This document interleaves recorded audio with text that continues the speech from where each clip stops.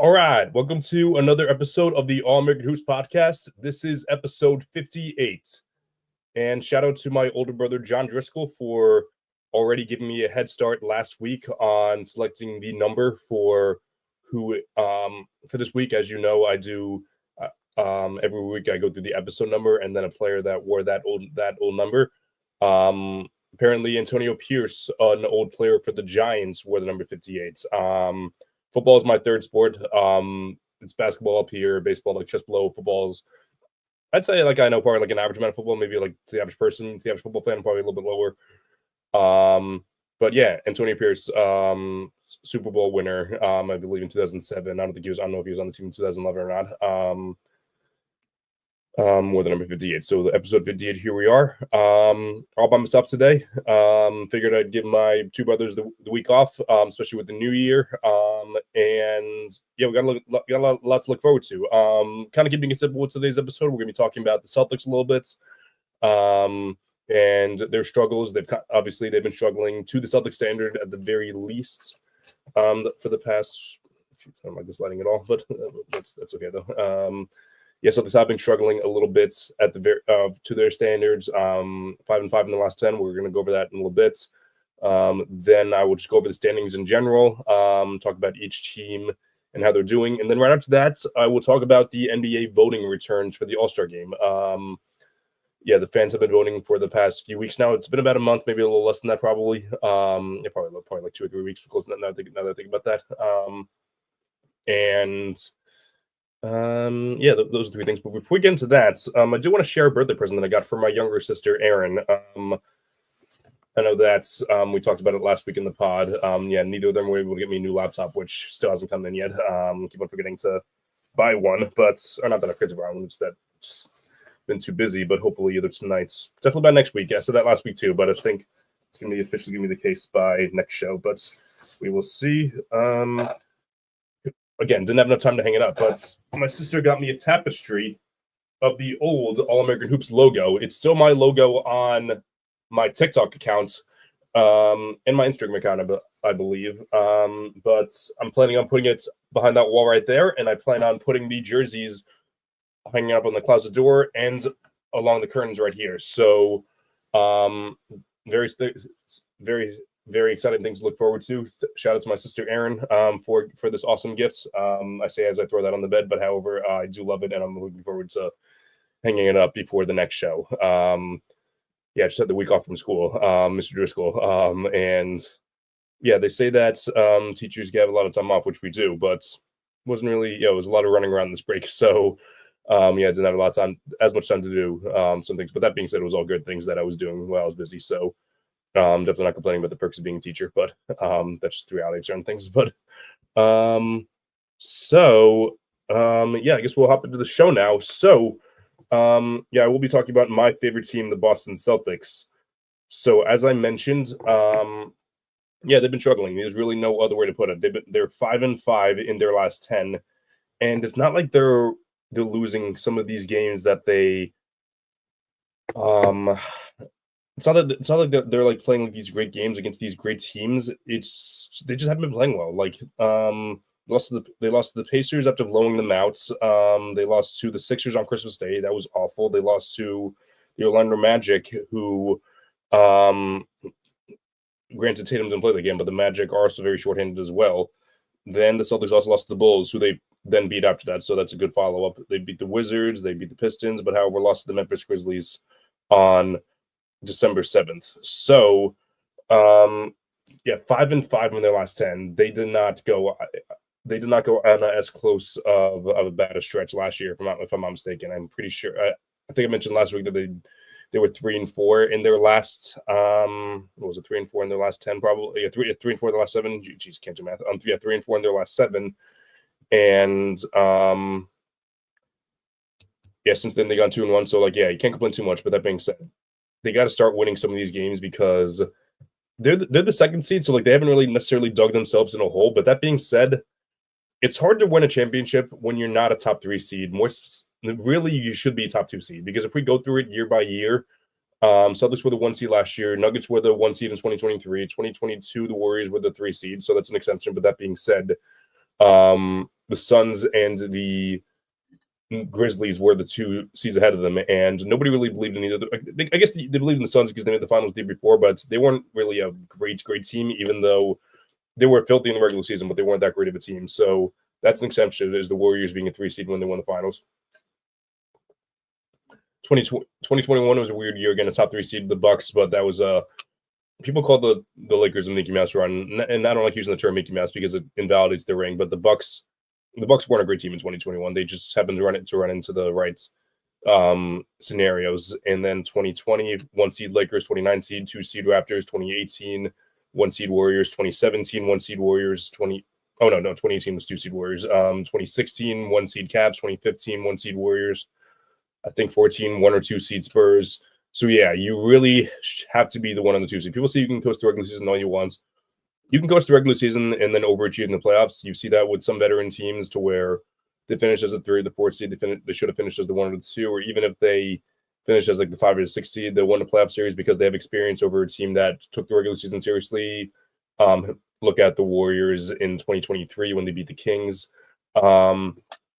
So it happens where teams overachieve, which very well could happen to the Celtics. They could finish as the 2 or the 3 seed and then win the finals. I still have them winning the finals to this day because they have the personnel, they have like the roster, they have the experience, they have the track record, they have the coaching, they have like the style of play in which they're able to they're able to like make like certain adjustments. They have all those things, but I'm not saying that they're so much worse than last year that like last year doesn't matter, but they have to start winning some of these games more often because as great as they are now, like they're a top 2 seed in the East, there is a world out there where they could lose to the Cavaliers in the first round. The Cavs are on a 72 win pace. I think it's the second highest all time besides the 2016 Warriors. And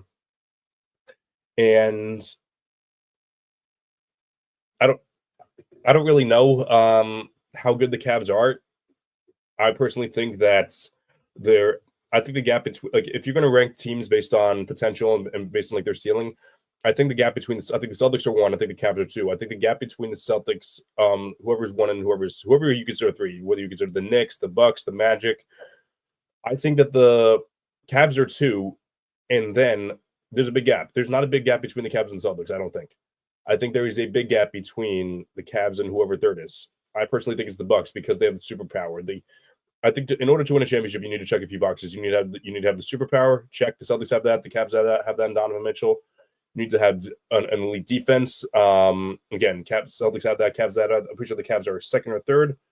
Oh no, they're only. Oh geez, they're 8th. I think that's factoring in injuries though. You got to have both elite on offense and defense. Check. But the Knicks don't check off one of those boxes, and that's they don't have a superstar. Jalen Brunson is a great player, and he's delivered in the playoffs before. But I don't think you one of them is the number 1 option unless you're like given like the perfect circumstances. Like you can argue if Donovan Mitchell is a superstar or not, and I won't push back on you much if you say that he's not. But that being said, they have the Twin Tower defensive players with Evan Mobley and Jared Allen. They have some really quality role players around him. They have a great coach now, Kenny Atkinson. I'm a huge fan of Kenny Atkinson. But yeah, the Knicks don't have that. But like I realize I kind of sidetracked about things that I want to talk about later. But yeah, for now I want to go back to the Celtics because of that was what I wanted to talk about first. But to dig deeper with the Celtics, some of what they have is fixable. Like obviously they beat the Raptors by 54 points yesterday. So you don't do that by accident. Like bad teams do that sometimes, but it really doesn't happen that often. But tonight's going to be an interesting game because they're playing the Minnesota Timberwolves, who have underachieved for the most of the season, but however, they've been much better as of late. So they won on Christmas Day against the Mavs. Granted, Luka wasn't playing for like the majority of the game, but that being said, the fact that they were still able to dominate for the part that Luka was there, and then once Luka left, the Mavs started to climb back a little bit because of Kyrie Irving. But still very impressive. So the Timberwolves, they beat they ended up losing to the Thunder last night. Not last night, 2 nights ago. But they put up a really good fight against them. It was an 8-point loss. But that being said, Anthony Edwards was filthy in that game. He's really looking like a player who can deliver in big circumstances. He only had 20 points, but like it was still a great game overall. And at the end of the day, I wasn't. At the end of the day, with the Timberwolves,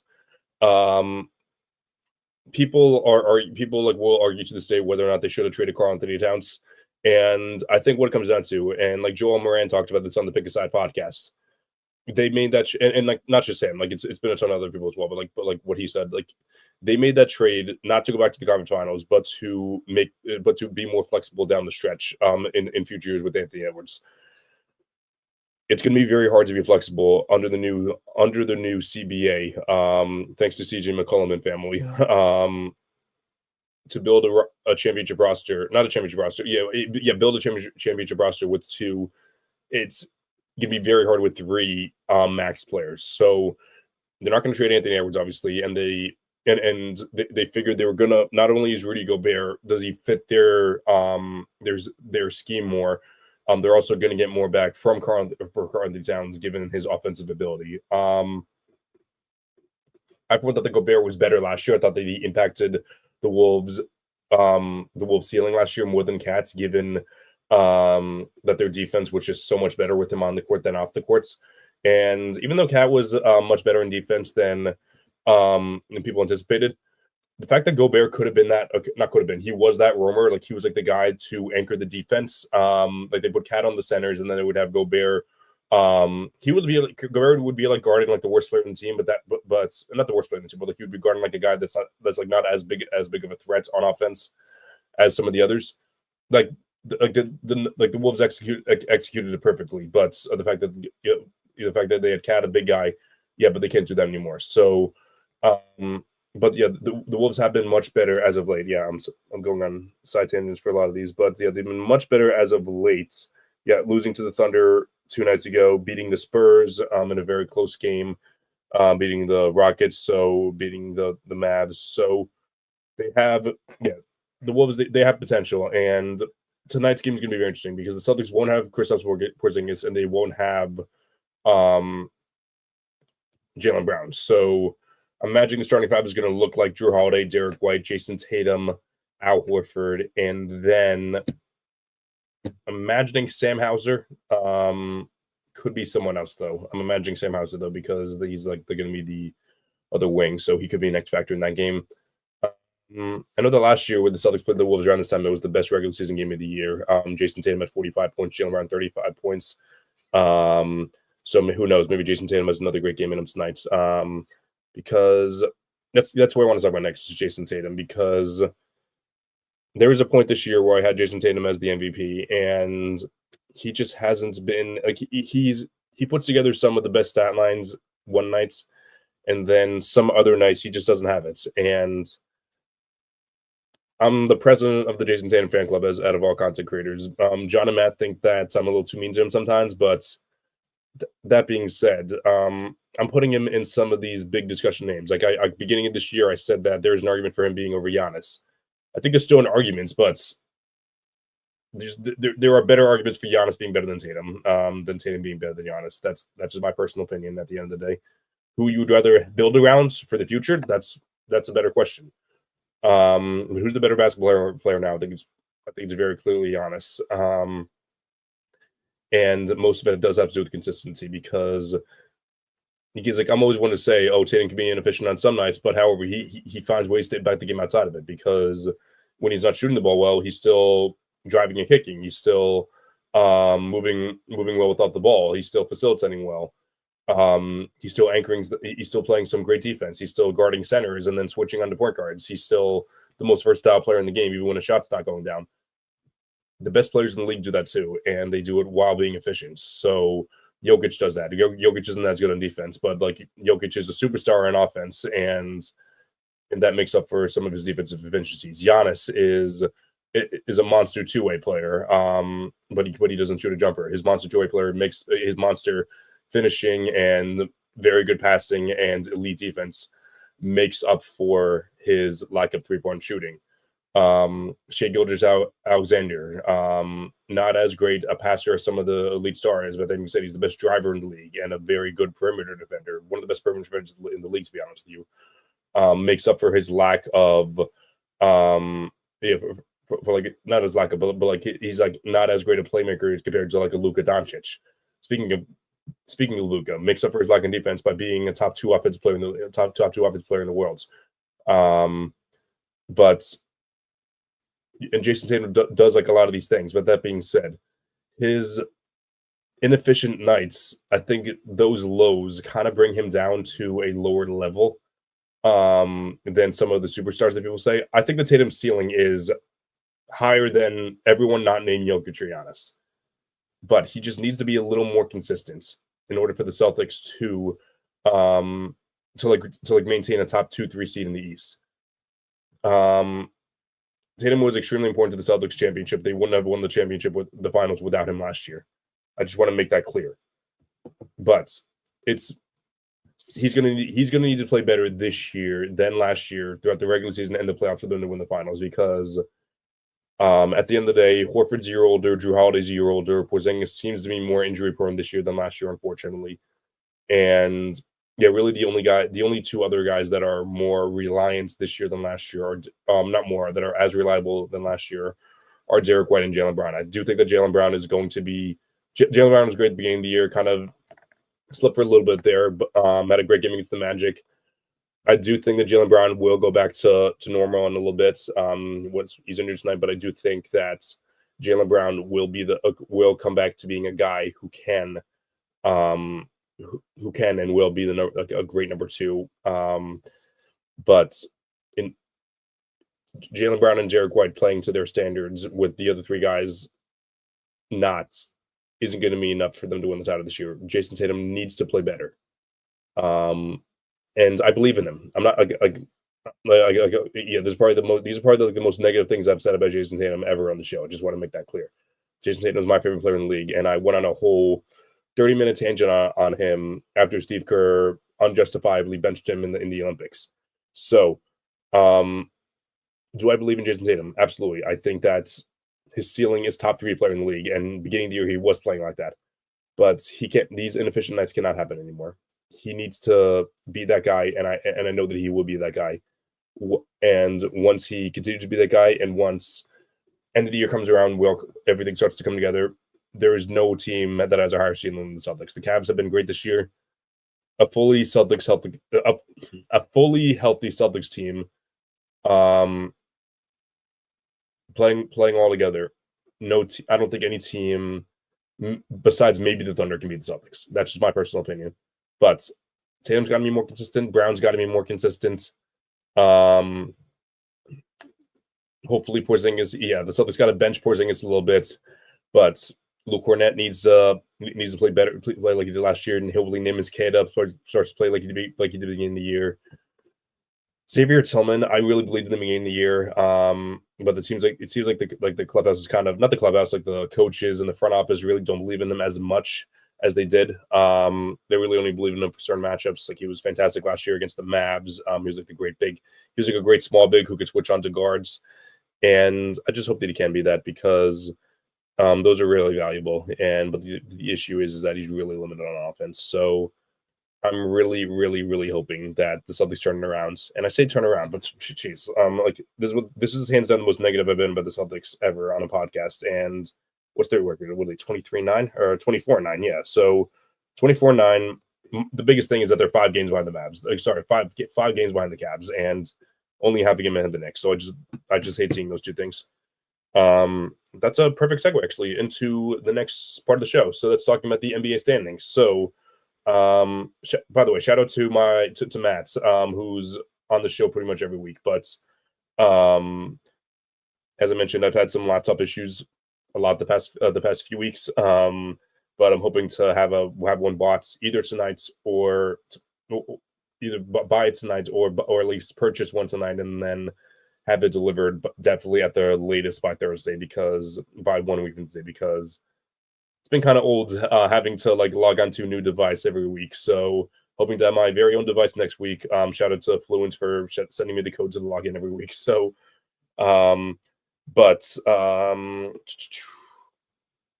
yeah, we'll talk about the standings now. So I talked about the Cavs a little bit towards the beginning. They were 29-4. That's I believe it's on pace to be the second best team of all time, just behind the 2016 Cavs and just above of the 1996 Bulls. The 1996 Bulls, who were 72-10. So they were like just by win percentage, they're just in between the two of those teams. Are they better than either of those teams? I think absolutely not. I think that they have a really fun team at the end of the day. Donovan Mitchell is my favorite player in the league. I've talked about him multiple times on the show. Evan Mobley and Jared Allen. I'm a big fan of both of those guys. Darius Garland, I thought, was someone who got treated very, very unfairly last year. But I think that those four guys are probably the best big four in the league, in my opinion. Besides, maybe I guess you could say the Celtics, but like if you're including everyone healthy. If you really think about it, yeah. So Tatum's better than Mitchell. Brown's better than Mobley. Maybe not so much this year, but yeah, Brown's better than Mobley. Drew's better than Garland, and then or you maybe see D White's better than Garland, and then I guess Drew versus Jared Allen's debatable, but yeah, I'd probably give the edge to Drew in the playoffs, but yeah. But yeah, the Cavs are as I mentioned, I'm a huge fan of Kenny Atkinson. I thought I'm a fan of JB Bickerstaff as well, but I also think that Kenny Atkinson, I don't necessarily think that the Cavs locker room was lost at the end of last year, but I just think it was one of those things where they just needed to shake things up because I thought the Cavs were great last year. They were they finished as the what were they last year, the 4 seed, the 4 seed, the 4 seed to beat the Magic. The year before, yes. So 2 years ago they were the 4 seed. They got stomped by the Knicks. The year after they finished the 4 seed, beat the Magic, but then lost to the Celtics in 5 in the first round. And to be honest with you, I even said myself, this Cavs team really didn't have much of a higher ceiling than what they were. Like if things worked out, maybe they could have. If another team like got upset or like another team got injured, maybe they could have made it to the conference finals. But based on what they had, they just weren't going that far. So they figured can't really get much back for Darius Garland. Can't really get much back for can't really get much back for Darius Garland. Both Mitchell and Mobley are kind of untradeable because you're really not going to find better guys, especially Mobley in the future. And they just figured it was better just to bring in someone who could raise their ceiling a little bit, and I think that's exactly what they did. Because whether you predicted that Atkinson was going to be much better than Bickerstaff or not, I'll let you be the judge of that. I didn't think that would be the case. I think they were going to be about equal. Which, I don't work in the Cavaliers locker room, so I don't really know who the Cavs are more motivated to play for. But however, it seems like that this Cavs team is a very, very fun team and one that is going to be a lot of fun to watch for the rest of the year. As far as it goes, I'm looking at the stats for them right now, and so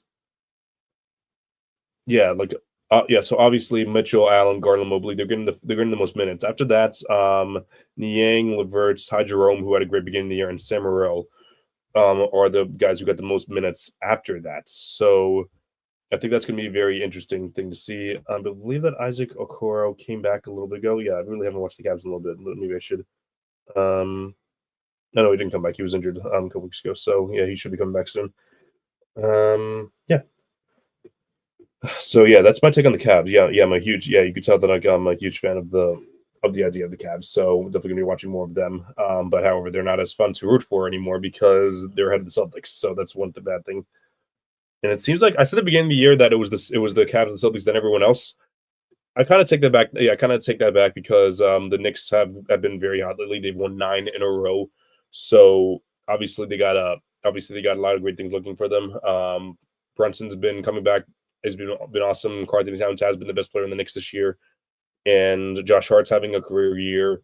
And Mikal Bridges, after starting off very slow, has been really great this year. Would I trade a 5 picks for him? Absolutely not. But The Knicks are pretty clearly the third best team in the East for me. Some people will say that they're the second behind the Celtics. I think the Cavs are pretty far above them, but I think the Knicks.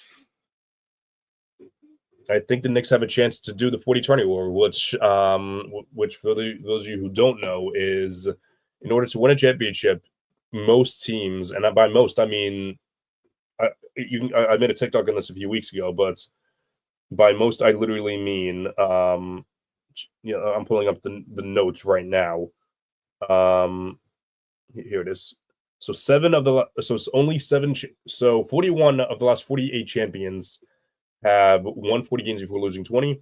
If we go deeper, only so 41 of the last 45 champions have so 41 of the last 45 champions have done the 40-20 rule, and 2 in the last 29 and only 1 in the last 18 have, so 17 in the last 18 and 27 in the last 29 have won 40 games before losing 20.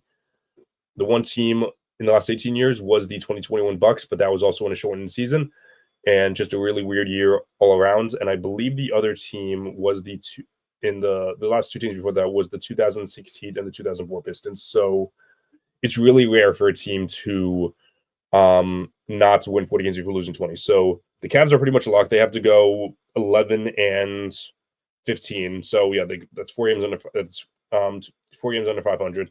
Celtics have to go 16 and 10. So yeah, they'll do that. There's 6 games above. Yeah, they'll do that. They're well on pace too. And the Knicks are only half a game above. Like, the question is whether the Knicks can sustain this. I think they can.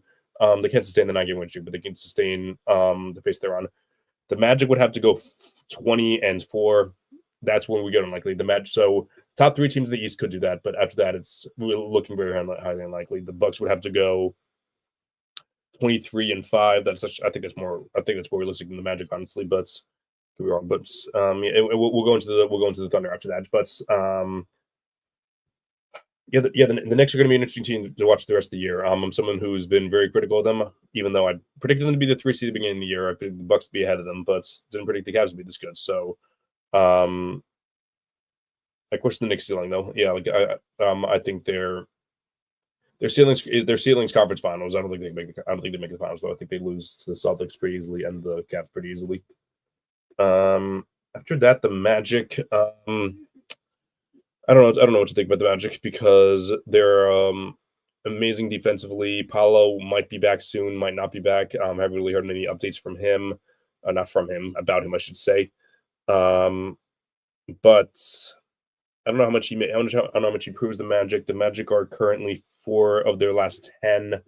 So yeah, the whole like they have like a ton of magic, no pun intended, from even with their 2 superstars being out, that seems to be running out. Jamal Mosey is a great coach, but he can only coach them so much when their 2 best players are out. Healthy Paolo, healthy Franz, they could make the conference finals, but that's a scenario where things would have to go their way. And they are only a game ahead of the Bucks. And I've said this about the Bucks for a couple years now, or not a couple years now. I don't know why I said a couple years, but a couple weeks now. I think their ceiling is as high as anyone else in the East because they have Giannis, the top 2 player in the league. They have Dame, top 20, on some nights, the top 15 player in the league. Chris Middleton, who was a veteran champion who has risen to the occasion before, and Doc Rivers, championship coach. I know people are going to laugh at that. Not many people are commenting now, but if people were commenting that, they would laugh at Doc Rivers being a champion head coach. They have all these things, but their margin for error is very, very, very small. Things need to go their way. When things go their way, they're one of the best teams in the league. But their bench is awful. Their perimeter defense is very bad, and I just don't know what their floor is. I think their floor is first round exit. I think their ceiling, I'm saying ceiling is conference finals for a lot of these teams. I'm trying to think of like a scenario where other than the Celtics or the Cavs make the finals, because the Celtics obviously have the I think even non-Celtics fans would agree. Like the Celtics have given us the benefit of the doubt to where they will turn things around and be on the Cavs level. The Cavs have just been so good that I think they really haven't given us a choice but to believe them because of how filthy they've been. And after that, can the Magic fully healthy? Can they take down either the Celtics or the Cavs? Maybe. Can the Knicks? Maybe. Can the Bucks? I think those three teams are a maybe. And then the Heat, I think those four teams outside the Celtics and the Bucks. So if I go in order, the Knicks, the Magic, the Bucks, and the Heat, all of them have the potential to make the conference finals. The Heat, they have the best coach in the league. They have Jimmy Butler, who has risen to the occasion in the playoffs before, overrated, but still has risen to the occasion in the playoffs. Can either of those teams beat the Celtics or the Cavs? My answer would be highly unlikely unless there's an injury. More unlikely with the Celtics because of their experience. Donovan Mitchell, I love the guy to death. He has not made a conference finals ever. The Jazz were 60-something, I think 62-win team in, I believe, 2021. Then in I think it was 2021. Yeah, it was 2021. Yeah, because then they won the first round. Then the second round, they lost to the Clippers in 6 games, and in 2 of those games, I believe, were without Kawhi Leonard. So, love Donovan Mitchell, and I believe his playoff woes have been vastly blown out of proportion because both of them were against Jalen Brunson. First of them with the Mavs, and the second one against the Knicks. And then last year he played awesome against the Magic. He was like the only Cavs. I was like the only shot creator on the Cavs. So, is there a world where the Knicks beat the Cavs in the playoffs again? Yes, but do I think it's unlikely? Also, yes. So if we're talking ceilings, I think a lot of these teams' ceilings could be finals appearance if there's an injury. You know the Celtics, it's just tough to determine because I really don't know if any of these teams outside the Cavs could beat them. I don't in a 7-game series. I think it's unlikely, but crazier things have happened, and the Celtics are not as dominant as they were last year. So it's gonna be a little tough to say the least. But we'll keep it moving for now because we still got about 27 minutes left. So let's go down the standings to the East. So I said that the Heat have a potential to make the conference finals, and the Hawks are only half a game below them. But that being said, I think if you ask anyone in the street, they would say, not anyone in the street, but like any basketball sports fan, they would say, okay, who has a better chance at winning the finals or making the finals? Who has a puncher's chance, like they're going against the best teams? Who has the puncher's chance? I think most teams would tell you the Heat, mainly because of their track record. Because as much as the Heat are not the same team as they were the 8th seed when they made the finals in 2022. They were the when 2023 or 2022? 2023, yeah, the first seed in 2022, and then the 5th seed in 2020. So there is a world where the Heat could make a run. It's looking more unlikely because Jimmy Butler isn't who he once was, and things seem to have kind of soured in the locker room there. That being said, Eric Spoelstra, still Spoelstra, Tyler Hero is playing the best basketball of his life. Bam Adebayo isn't playing as great, but still has potential. So, but the Hawks are a fun team. They're long. They're, they have Trae Young, who's a really fun player to watch. He's a great villain. But they made the conference finals in 2021, and have they won a playoff series since? No. 2022, I don't think did they even make the playoffs in 2022?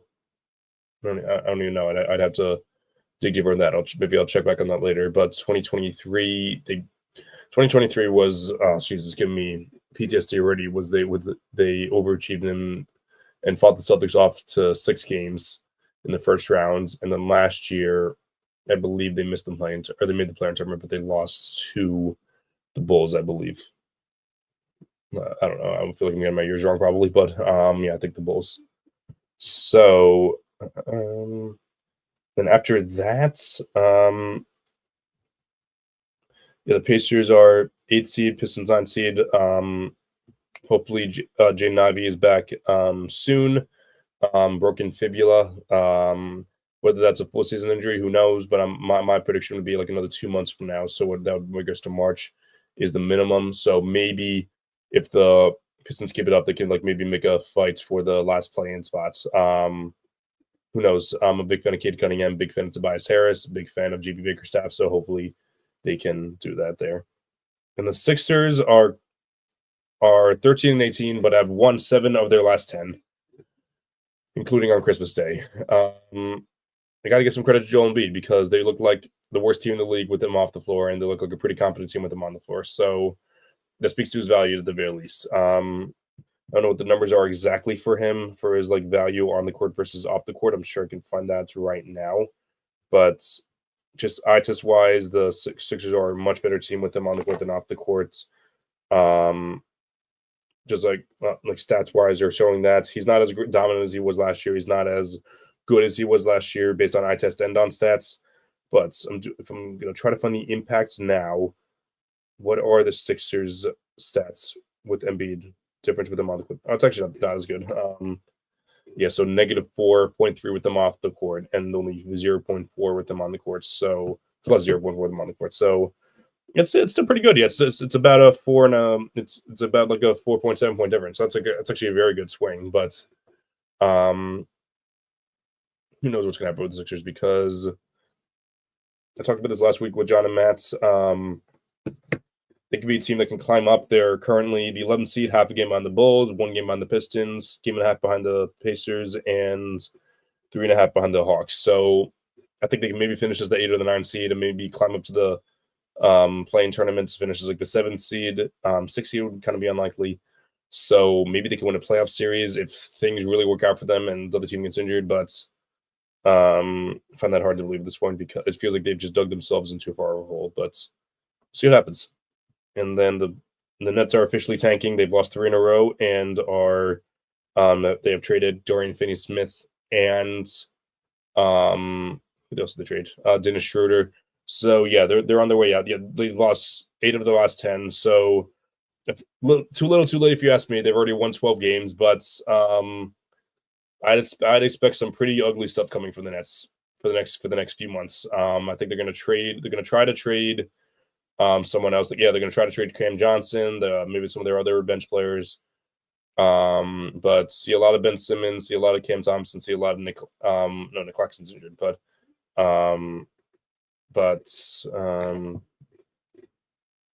outside of that, not really much to look forward to for the next few months. So I think that's really all enough for the interesting teams in the East. But now we'll go out to the West. So with the West standings, the Thunder are currently 27 and 5. So if we're comparing them to the rest of the two teams in the East, they're a game and a half behind the Cavs, but 3.5 ahead of the Celtics. So very good stuff from the Thunder. They're similar to where their first seed is 5 games below their second. Their second team is so first seed is 5 seed above their 5 games above their second seed. The Memphis Grizzlies are the second seed. The Rockets are half a game behind the Grizzlies. And then there's a step below that. The Nuggets are cooking lately. I'll give Matt a shout out to that because I wouldn't have caught that until he pointed that out. They're 7-3, but they've won 3 in a row. The Mavs are tied with the Nuggets, but with Luka. I'll go deeper, and then so the Memphis Grizzlies, I was high in the beginning of the year, mainly just with like adding pieces. Jaren Jackson Jr. is much better than I thought he would be. John Morant's been good, but he hasn't been like the driving force of the Grizzlies. I feel like Jaren Jackson Jr. has been the more important player. Marcus Smart hasn't been as impactful as I thought he would. That's unfortunate, but he's getting older now. I was hoping that he would be good enough, and then Celtics would bring him back. I don't think he's coming back to the Celtics anymore unless they have to do a salary jump and then bring Smart back. But we'll see. The Rockets are a very fun defensive team. If you care about defense, the Rockets are the team to watch. I know people complain about how NBA teams don't play defense. Watch the Houston Rockets. They're a team that plays defense. They play awful offense. So if you like both, maybe don't watch both. Maybe only watch one end of that floor, and then try to find like another lead offensive team that's not as great in defense. Maybe the Pacers. And I guess, and then after that, as I mentioned, the Nuggets have won 7 of the last 10. We talked ceilings last time. About the East. How about the West? I think the Thunder have the highest ceiling. I think they could win the finals. And I said, can the Celtics or the Cavs win the finals? I said, yes. I don't think anyone else could. Can anyone else in the West win the finals? I'm not sure. If there was a team in the West that could win the finals, who would it be besides the Thunder? Would it be the Grizzlies or the Rockets? I'd say probably not, because they're young and they don't really have a superstar, unless Ja Morant turns into like that 2022 version of stuff in the playoffs, which is not off the table. I'm not saying it's certainly not off the table. I'd argue that the Nuggets have the second highest ceiling. I would say the Mavs would probably be that team, but Luke is going to be injured the next couple of weeks, and I think the Mavs are unfortunately going to have to. They played great without him for those couple of weeks, but I don't think it's going to be the case. They've lost 3 in a row now, and I think there's a good chance that they drop below to the playing tournament, maybe even further than that. But we'll see what happens there. But up until then, I kind of caved in on the Mavs because I was super hard on them in the preseason, but they've been much better than I expected them to be. But I don't know what's going to happen with them. Luka's not going to make first team All NBA. He's not going to make any All NBA at all, I should say, because the 65 game threshold. So, which if anyone asked me, because like I was one of the more public people on TikTok last year saying about how much I supported the rule and everything, and I fully stand by it. Do I feel bad for Luka Doncic for missing games and not being able to win any awards this year? Yes. What are awards meant to be? They're meant to be rewarding players for playing awesome basketball. What does playing awesome basketball require? It requires you playing basketball games. Enough of this BS of players not being able to not playing games in which they had to in which they were able to. I feel bad for Joel Embiid last year. I feel bad for Luka Doncic this year. But you got to show up to work if you want to win, if you want to be rewarded. I'm a teacher. I use this as an example all the time. If I have a student who's awesome, who comes to class, and when he's in class, he or she volunteers. They're very respectful to myself and the classmates. They when I'm absent, and they kind of tell the sub what goes on, and they keep everyone else in check. That is one awesome student. But the school year is 180 days. If they show up for only 95 of those days, are they a good students? You can argue they are, but am I going to pass them for the next grade? No. Okay, you got to show up. Kind of like how I'm not going to give them a big reward at the end of the year if they're only there for half the year. So yeah, I fully stand by my take on the reward. You got to show up if you want to win the award. Whether you think if you think the number of games is too high, that can be a discussion for another day because I might be able to get on board with that. 65 out of 82 games is pretty high. Is a pretty high standard. I'd maybe lower to 62. 60 would be the cutoff though.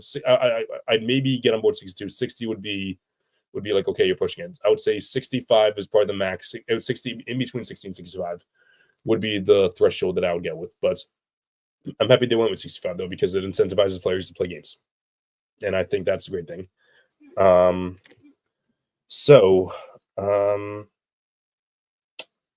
Yeah, talking about the Mavs for a little bit. The Clippers are an interesting team for sure. They're 5-5 in their last 10, 19-14. I think James Harden might be an all-star this year. Awesome player. And Kawhi Leonard might be coming back soon. I'm someone who predicted the Clippers to make it to the finals last year. I'm not going there. I'm not going to say they're making the finals. But the way this Clippers team is looking now and adding on a healthy Kawhi Leonard, it's going to be a very fun team to watch. I'm not going to – and even if he's back and even if the Clippers go on a huge run, I don't know if I could bring it to myself to have them win one playoff series at all because I don't trust Kawhi Leonard, which I'm a huge fan of Kawhi Leonard, obviously. Mirror imaging is kicking my butt right here. I have Kawhi Leonard jersey, so I'm a huge fan of him. But it's the injuries. Yeah, I can't really fully trust him. The Warriors are 3-7 in the last 10 seed. Don't believe them at all. The Suns lost 3 games in a row. Yeah, my friend Aaron Schroeder, Possible Chairs, made a video on them. The Suns stink, and it's because of Bradley Beal. That contract is looking awful and awful. I said to the Wizards, why the hell did you make that deal? And I also said to the Suns, why the hell did you make that deal? I was nervous that the Heat were going to trade for him. I wish they did, because they wouldn't have raised their ceiling as much, and their floor would have been non-existent. So, granted, they're not as good anymore right now, but still, it would have been fun to see them be a very bad team. After that, yeah, the Kings just fired Mike Brown. They've won 2 in a row since then. So yeah, that's very interesting thoughts, to say the least. I said this on my TikTok last week that I kind of think the whole notion of what's it called, of like firing a coach when things aren't going well, it was a bit of a cop out, because I saw a report that said that they tried to trade for Zach LaVine, like a couple other big names. I don't think it was Durant, but like it was like bigger names, and then it just didn't work out. So they just said, "Oh yeah, we're just going to trade Mike Brown." Then, so like I understand you want to make some changes, but just firing someone as that other solution is kind of a little much for me. But I digress there. Yeah, but that does it for the standings. But now let's talk about the NBA All-Star voting, because that was a very interesting report that came out today. Not report, it was like actually like the NBA released it. So have it in front of me right here. If I had my actual laptop, I'd be sharing my screen right now, but I don't. So yeah, we'll talk about the Eastern Conference first, because the Eastern Conference front courts, the top 10 players with the most votes by the fans. Number 1 with 1.7 million votes is Giannis Antetokounmpo. Number 2 with 1.3 million votes is Jason Tatum. Number 3 with Karl Anthony Towns. Number 3 with 1.1 million votes is Karl Anthony Towns. Number 4 with 484,000 votes is Paolo Banchero. Number 5 with 433,000 votes is Jaylen Brown. Number 6 with 257,000 votes is 258,000 votes. I'm rounding up, is Jimmy Butler. Number 7 with 222,000 votes is Franz Wagner. Number 8 with 170,000 votes is Joel Embiid. Number 9 with 167, I guess closer to 168,000 votes is Paul George. And number 10 with 146,000 votes is Evan Mobley. Takeaways. Giannis being the first vote, becoming first place for this is well deserved. He's the best player in the East, second best player in the league, in my opinion. No surprises there. Second takeaway. I'm not gonna give it away. Or I am gonna give it away, actually. I told you Jason Tatum came in second for the front court. You want to know a fun fact? He also has the second most votes in the East overall. Another fun fact: he is third in overall voting. Take it another step further. He has the highest amount of votes for any American-born player. We talked about it last week, a little bit of the face of the league. The NBA tried it with Zion Williamson, it failed. They tried it with John Morant, it failed. They kind of tried it with Anthony Edwards. It's working. It might be working, but I don't know how reliable he is. Honestly, I don't really trust him. I don't think he's as good a person as people say he is. But we can talk about that another day. Who else we got? Did they talk about Lonzo Ball? Injured. I feel like there was someone else that I thought of the other day. That they kind of tried to. Oh, Ben Simmons got too injured.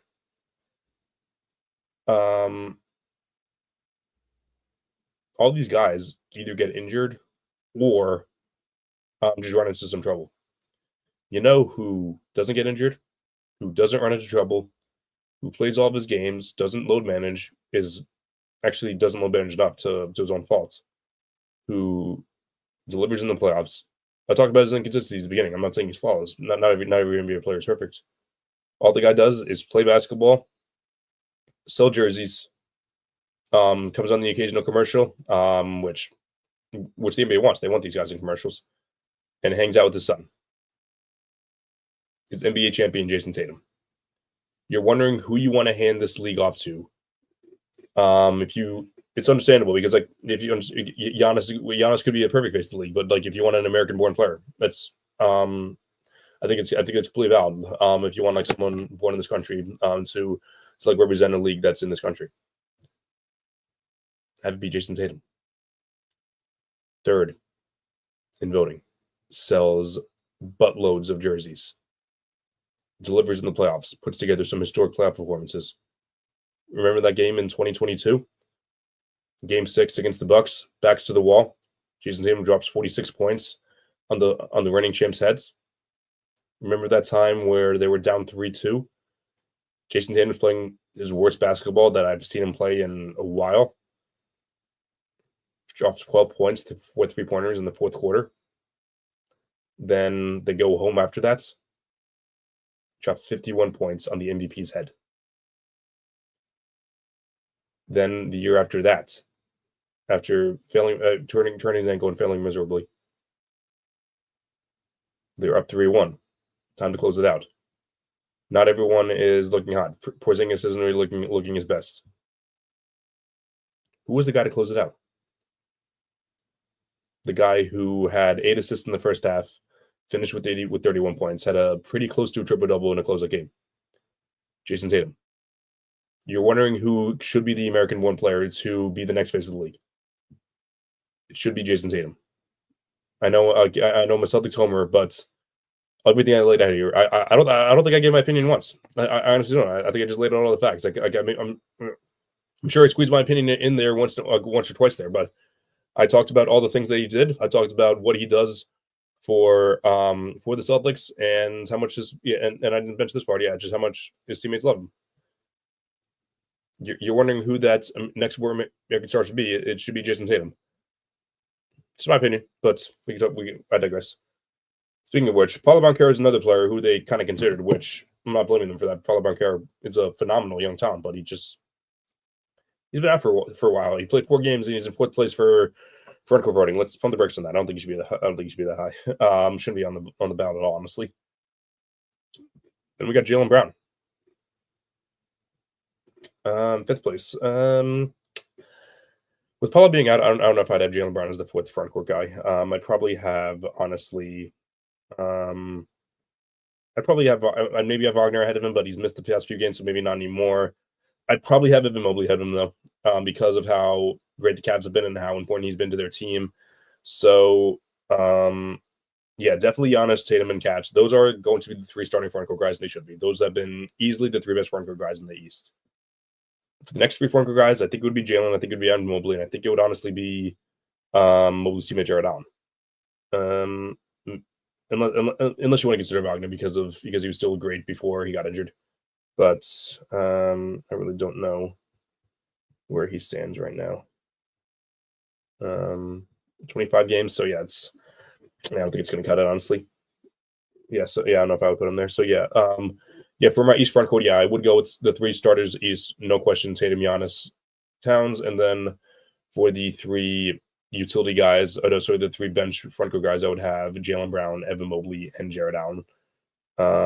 It's been a while since I've uploaded some of the stats. So other than that, maybe it would be Nikola Vucevic has had a great season.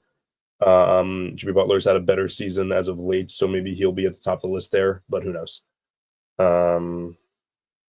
Jimmy Butler's been injured too, so he keep on finding these things. The guards was interesting. I feel like we're reporting with 2017 like this with his votes. So LaMelo Ball is the first guard with 947,000 votes, followed by Donovan Mitchell with 718,000, followed by Damian Lillard with 704,000. Then there's a big gap. Jalen Brunson, 477,000, Trae Young, 353, Cade Cunningham, 247, Tyrese Maxey, 246, Jordan Poole, 164, Tyler Hero, 125, Derek White, 120. LaMelo Ball has not played enough games. He hasn't played enough games. And he hasn't been as dominant as the numbers say. He's put some great numbers, and I think he's better than what the impact stats stay. But 2 starters should be Donovan Mitchell and Jalen Brunson. Dame has been great this year, but I don't think he's been as good as Mitchell and Brunson. So if you want to give LaMelo the award for being great, putting up the great numbers in the 11 games played, be my guest. But Mitchell, Lillard, and Brunson have to be all-stars. And after that, I guess the last spot would probably go to Cade Cunningham. But I'll give it a Trey Adams, actually, now that I think about it. But yeah, I'm not going to go to the utilities, but I only got 5 minutes left, so I want to attack the West for real quick. Front courts, this was interesting to me. Nikola Jokic, 1.4 million. Kevin Durant, 1.2. Or 1 point, close to 1.3. LeBron, 1.2. AD, just under $1 million. Wemby, 928,000. Big dip. Number 6, Upper and Şengün, 314,000. Number 7, J-Dub, 188, close to 189,000. Andrew Wiggins, 188,000. Domantas Sabonis, 149,000. Jaren Jackson Jr., 103,000. Is LeBron James not the face of the NBA anymore?